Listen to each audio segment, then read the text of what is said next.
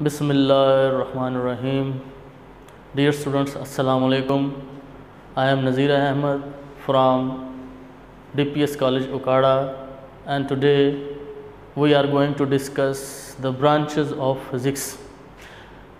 बेटा इससे पहले हमने फर्स्ट लेक्चर में ये कंक्लूड किया था कि साइंस क्या है, टेक्नोलॉजी क्या है, फिर फिज़िक्स की डेफिनेशन, फिर फिज़िक्स की रोज़मर्रा ज़िंदगी में जो इन्वॉल्वमेंट है उसके बारे में बात की थी।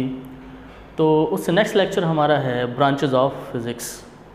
तो फिज़िक्स को, चूँकि फ़िज़िक्स साइंस की एक ब्रांच है और साइंस का इतना नॉलेज एक्सपैंड हो गया है कि फ़िज़िक्स का भी नॉलेज इतना सारा इकट्ठा हो गया था कि एक सिंगल आदमी के लिए, सिंगल पर्सन के लिए उसको ग्रिप करना मुश्किल था।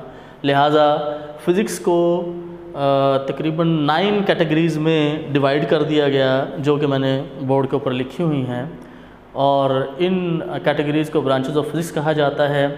तो फिज़िक्स की पहली ब्रांच जो है वो है मैकेनिक्स।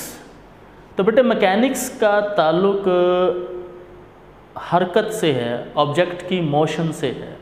मैकेनिक्स में हम डिस्कस करते हैं number 1 study of motion of objects, कि ऑब्जेक्ट्स की मोशन किस किस्म की है। क्या वो स्ट्रेट लाइन में मूव कर रहे हैं, क्या वो सर्कल में मूव कर रहे हैं, क्या वो जिगजैग मोशन कर रहे हैं, क्या उनकी मोशन वाइब्रेशनल है, किस किस्म की मोशन है। Study of the motion of objects.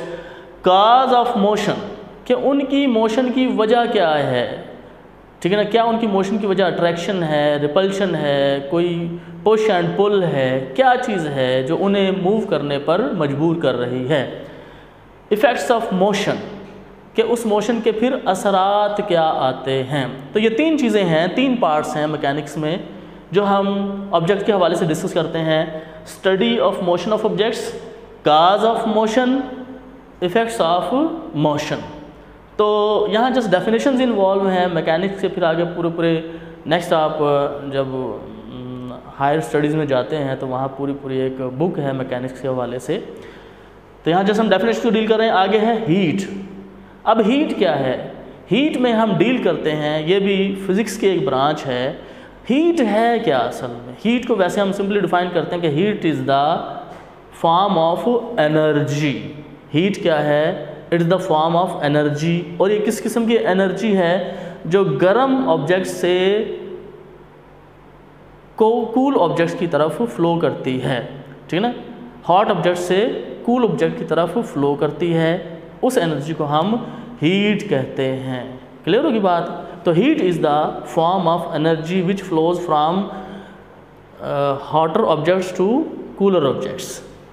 तो सबसे पहले इसमें नेचर ऑफ हीट क्या है। नेचर ऑफ हीट का मतलब ये है कि वो है क्या। हमने क्या दिया? फॉर्म ऑफ एनर्जी, उसकी नेचर एनर्जी है, ठीक है ना, एनर्जी है हीट।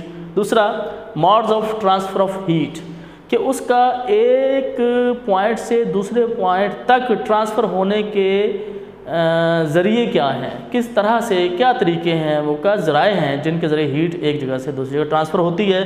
तो हम आगे चल के पढ़ते हैं चैप्टर नंबर 9 में कि 3 modes of transfer of heat हैं। कंडक्शन है, कन्वेक्शन है और रेडिएशन हैं। तो ये हम डिटेल में उस चैप्टर में पढ़ेंगे, आपको यहाँ ज़्यादा इसको सोचने की ज़रूरत नहीं है। Effects of heat, effects of heat, heat की क्या क्या इफ़ेक्ट्स प्रोड्यूस करती है, क्या क्या असरात डालती है। जैसे मैंने फर्स्ट लेक्चर में बताया था, आयरन पीस की एग्जांपल दी थी कि उसको हीट दी जाए तो वो टेम्परेचर बढ़ जाता है, तो ये उसका इफ़ेक्ट आ गया।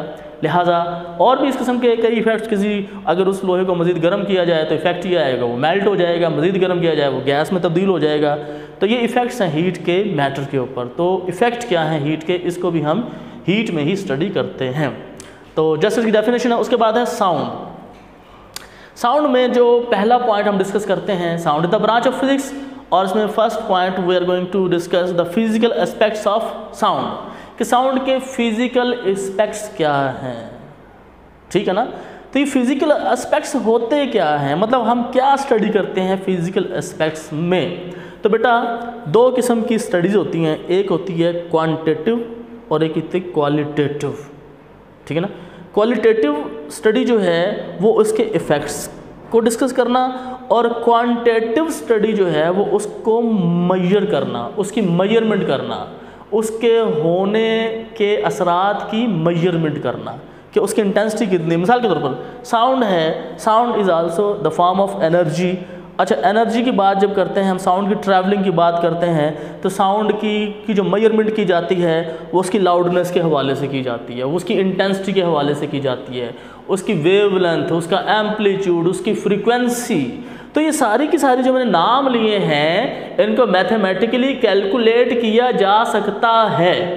तो इस मैथमेटिकल कैलकुलेशन को हम कहते हैं, जो साउंड के रिलेटेड टर्म्स हैं इन्हें हम कहते हैं कि फिजिकल एस्पेक्ट्स, कि ये फिजिकली हम इनको कैलकुलेट करते हैं, ठीक है ना। ये उसकी फिजिकल प्रेजेंस का एविडेंस देते हैं ये चीज़ें, तो इसे कहते हैं फिजिकल एस्पेक्ट्स। प्रोडक्शन, साउंड को प्रोड्यूस कैसे करते हैं? साउंड को प्रोड्यूस किया जाता है वाइब्रेशन के ज़रिए, ठीक है ना। आप किसी भी चीज़ को घर में वो आप देख लें, एक परात एक जो है वो किसी उस पर आप चम्मच मारेंगे, इस तरह आप हाथ रखेंगे तो वो आपको थरथराहट महसूस होगी। जैसे ही थरथराहट ख़त्म होगी साउंड भी डिसअपीयर हो जाएगी। तो साउंड की प्रोडक्शन का जो सोर्स है वो है वाइब्रेशन। मैं बोल रहा हूँ, मेरी आवाज़ आप तक पहुँच रही है, मेरे यहाँ वोकल कार्ड है, ठीक है ना। मैं उस वोकल कार्ड को, अंदर से वोकल कार्ड वाइब्रेट करता है, ठीक है ना। मेरा ब्रेन उसको मैसेज देता है कि जनाब बोलने आप वाइब्रेट करें, वो वाइब्रेट होता है और मेरी साउंड प्रोड्यूस होती है और आप तक पहुंचती है। आप तक पहुंचाने के लिए बीच में मीडियम एयर है, मीडियम के पार्टिकल वाइब्रेट होते हैं, साउंड आप तक पहुंचती है। लिहाजा इसकी प्रोडक्शन को ये कैसे प्रोड्यूस होती है ये भी हम साउंड में डिस्कस करते हैं।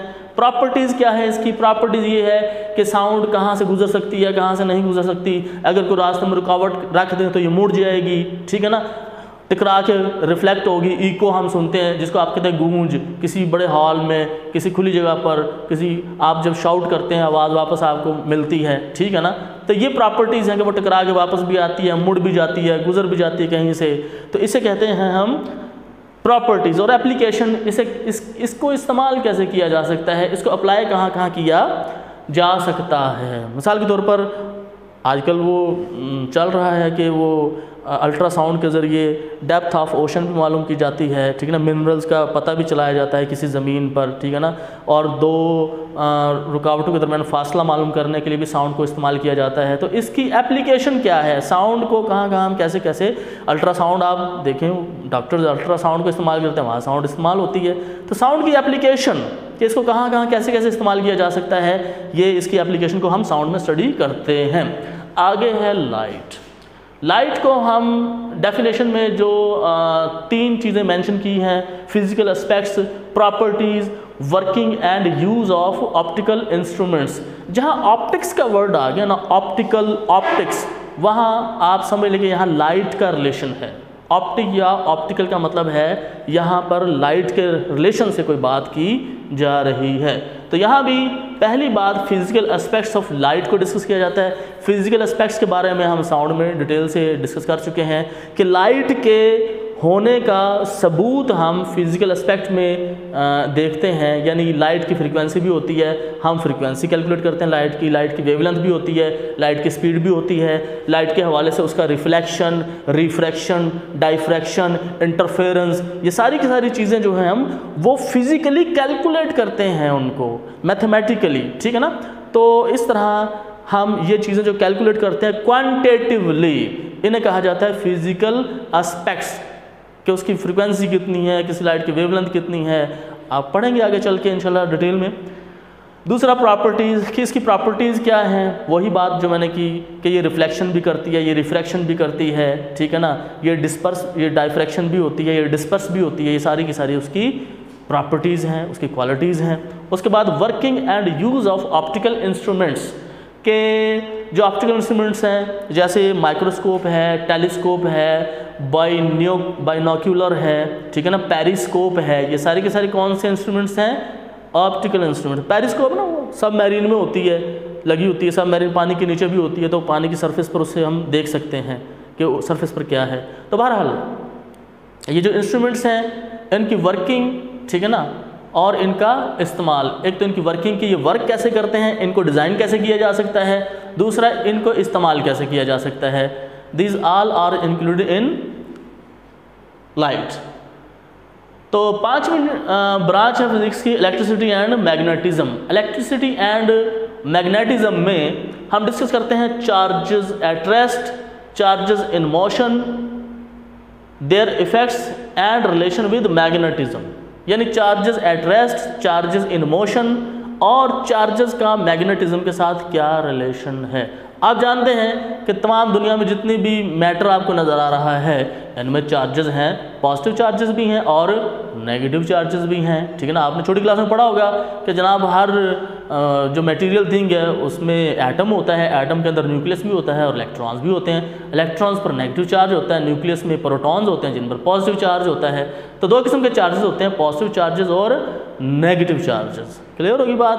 तो अब ये चार्ज, कोई एक चार्ज ले लें, अगर वो रेस्ट में है तो उसकी प्रॉपर्टीज़ कुछ और होंगी और अगर वो मोशन में है तो उसकी प्रॉपर्टीज़ कुछ और होंगी। यानी अगर वो रेस्ट में है तो उसके गिर्द जो फील्ड होगी वो जस्ट इलेक्ट्रिक फील्ड होगी और अगर वो मोशन में है तो इलेक्ट्रिक फील्ड के साथ साथ उसकी मैग्नेटिक फील्ड भी जनरेट हो जाती है।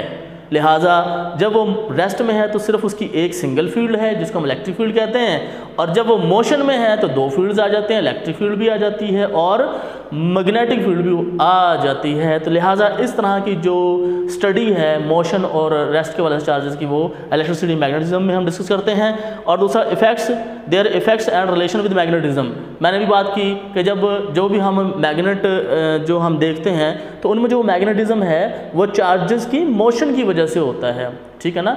आप देखें कि जो ये मैकेनिक होते हैं, टेप वगैरह ठीक करते हैं, उनके वो जो स्क्रू ड्राइवर्स होते हैं वो मैग्नेटाइज हो जाते हैं क्योंकि उनमें करंट गुजर के वो खैर ये एक कॉम्प्लिकेटेड बात है, ये आगे चल के आप डिस्कस करेंगे 10th क्लास में, ठीक है ना। तो बस यहाँ आप ये याद रखेंगे जब मैग्नेटिज्म जो है वो चार्जेस की मोशन की वजह से प्रोड्यूस होती है। अच्छा जी, आगे है एटॉमिक फिजिक्स। एटॉमिक फिजिक्स में हम structure and properties of atoms discuss करते हैं। जाहिर है हर एलिमेंट आपने वो पीरियोडिक टेबल में पढ़ा है, 109 या इससे भी ज़्यादा एलिमेंट्स हैं, केमिकल एलिमेंट्स। हर एक का एटम डिफरेंट है, हर एक की इलेक्ट्रॉनिक कॉन्फ़िगरेशन डिफरेंट है, हर एक का न्यूक्लियस डिफरेंट है। तो इस हवाले से उसमें जो भी स्ट्रक्चर है एटम की। उसके बाद न्यूक्लियर फिजिक्स है। न्यूक्लियर फिजिक्स में हम प्रॉपर्टीज़ और बिहेवियर, प्रॉपर्टीज़ क्या है न्यूक्लियर फिजिक्स की, ठीक है ना। हर न्यूक्लियाई की जो एलिमेंट्स हैं उनके न्यूक्लियाइज की प्रॉपर्टीज़ क्या हैं, उनका बिहेवियर क्या है। न्यूक्लियस की जमा है न्यूक्लियाई, ठीक है। अगर एक न्यूक्लियस होगा तो हम उसे न्यूक्लियस कहेंगे और काफ़ी सारे हैं तो उन्हें न्यूक्लियाई कहेंगे। क्लियर होगी बात। तो प्रॉपर्टीज एंड बिहेवियर और properties and behaviour of the particle with in the nuclei. तो न्यूक्लियर फिजिक्स में हम न्यूक्लियाई की प्रॉपर्टी और बिहेवियर को डिस्कस करते हैं और न्यूक्लियस के अंदर जो पार्टिकल्स हैं उनकी प्रॉपर्टीज़ और बिहेवियर को भी डिस्कस करते हैं। न्यूक्लियस के अंदर जो है वो एक पूरा जहान है पार्टिकल्स का, हज़ारों पार्टिकल्स मौजूद हैं न्यूक्लियस के अंदर और अभी तक उस पर काम हो रहा है। पार्टिकल फिजिक्स एक पूरी ब्रांच है फिज़िक्स की जिसमें हम न्यूक्लियर फिजिक्स के हवाले से the particle with in the nuclei को डिस्कस करते हैं। उसके बाद है प्लाज्मा फिजिक्स। प्लाज्मा क्या होता है? Plasma is the fourth state of matter. Matter की ये फोर्थ स्टेट है और ये हासिल कैसे की जाती है? प्रोडक्शन। आप किसी भी मैटर को जब हीट करते जाते हैं, बहुत ज़्यादा उसको हीट कर देते हैं, बहुत ज़्यादा टेम्परेचर पर, उसके जो इलेक्ट्रॉन्स हैं उसके न्यूक्लियाई को छोड़ देते हैं, इतनी एनर्जी हासिल कर लेते हैं कि इलेक्ट्रॉन्स न्यूक्लियाई को छोड़ देते हैं और वो एक मिक्सचर बन जाता है पॉजिटिव न्यूक्लियाई का और नेगेटिव इलेक्ट्रॉन्स का, ठीक है ना। तो ये स्टेट जो ये मिक्सचर है पॉजिटिव न्यूक्लियाई और नेगेटिव इलेक्ट्रॉन का, इसे कहा जाता है आयोनिक स्टेट ऑफ मैटर। तो ये आयोनिक स्टेट ऑफ मैटर कहलाती है प्लाज्मा और इसे फोर्थ स्टेट ऑफ मैटर कहा जाता है। तो इसकी प्रोडक्शन के वजह से फिर इसकी प्रॉपर्टीज़ कि ये क्या क्या कर सकता है, ये कंडक्टर होता है यानी ये कंडक्शन करता है, इसमें से इलेक्ट्रिसिटी पास हो सकती है। दूसरा ये फोर्थ स्टेट ऑफ मैटर है, ठीक है ना। तो इसकी प्रोडक्शन और प्रॉपर्टीज़ के हवाले से डिटेल में ये पूरा एक आजकल जो वर्ल्ड लेवल पे जो हाईएस्ट जो ब्रांच ऑफ फिज़िक्स है वो प्लाज्मा फिज़िक्स है। प्लाज्मा पर बहुत सारा काम हो रहा है और हमारी यूनिवर्स जो है उसका तकरीबन 95% जो पार्ट है वो प्लाज्मा है। ये सारे सूरज, सितारे, ये सारे के सारे प्लाज्मा फॉर्म में हैं। अच्छा, उसके बाद है जियो फिज़िक्स। जियो फिज़िक्स जो है, जियो मीन्स मतलब ज़मीन से मुतल्लिक जो नॉलेज है।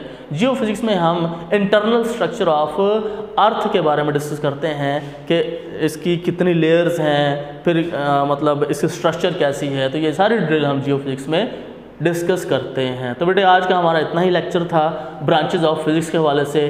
नेक्स्ट इंशाल्लाह हम बेस और डायरेक्ट क्वांटिटीज़ के लेक्चर के साथ इंशाल्लाह फिर डिस्कस करेंगे।